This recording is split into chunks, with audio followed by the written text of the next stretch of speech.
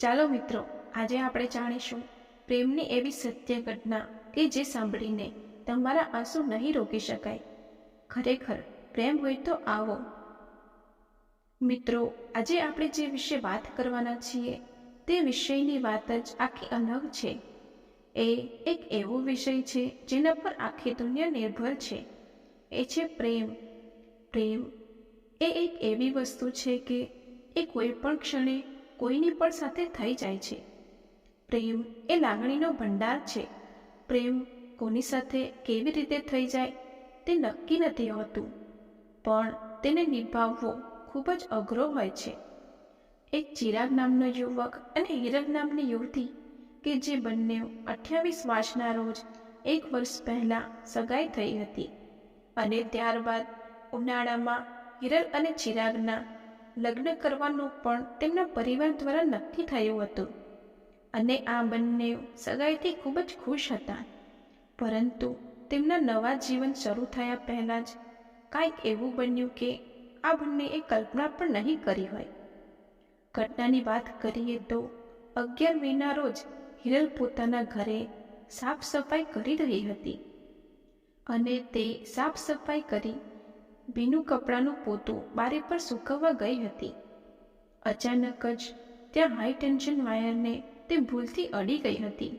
તેનાથી હિરલનો આખો હાથ સળગી ગયો હતો અને તેના પગ પર પણ ગંભીર ઈજાઓ થઈ હતી અને હિરલને તાત્કાલિક ધોરણે જામનગરની એક હોસ્પિટલ ખાતે સારવાર હેઠળ લઈ જવામાં આવી. પરંતુ ત્યાંના ડૉક્ટરે તેમને વધુ સારવાર માટે અમદાવાદની સિવિલ હોસ્પિટલમાં લઈ જવાનું કહ્યું અને ત્યાંથી પછી તેને અમદાવાદ લઈ જવામાં આવી. અમદાવાદ હિરલની સારવાર દરમિયાન ત્યાંના ડૉક્ટરોએ જણાવ્યું કે હિરલનો જમણો હાથ અને બંને ગોઠણ ખૂબ જ દાઝી ગયા છે, તેથી તેને કાપવા પડશે. આ સાંભળી હિરલના માતા પિતા પડી ભાંગ્યા હતા અને તેમને વિચાર આવ્યો કે હિરલના લગ્નને થોડો જ સમય બાકી છે અને તેની સાથે આવી દર્દનાક ઘટના બની, હવે શું થશે? એ વિચારી તેના માતા પિતા રડવા લાગ્યા હતા. તેમને થયું કે આવી પરિસ્થિતિમાં ગમે તેવો છોકરો સાથ મૂકી દે. પરંતુ બન્યું એવું કે આપણે સાંભળીને ગળગળા થઈ જશું. હિરલનો મંગેતર, તેનો ભાવિ એટલે કે ચિરાગ, એ સમયે પોતાના સાચા પ્રેમની નિશાની બતાવી કહ્યું, હું હિરલનો સાથ જીવનભર આપીશ અને તેને ગમે તેવી પરિસ્થિતિમાં હું સ્વીકાર કરીશ.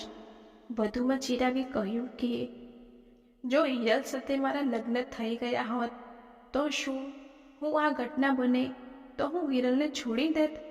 હું આખું જીવન તેનો સાથ નિભાવીશ અને હું તેને આવી પરિસ્થિતિમાં અપનાવવા તૈયાર છું. ત્યારબાદ હિરલ છેલ્લા 7 મહિનાથી અમદાવાદની સિવિલ હોસ્પિટલમાં દાખલ હતી. ડૉક્ટરે છેલ્લા 7 મહિનામાં તેની 5 સર્જરી કરી હતી અને તેને બચાવવાના ઘણા પ્રયાસો કર્યા હતા.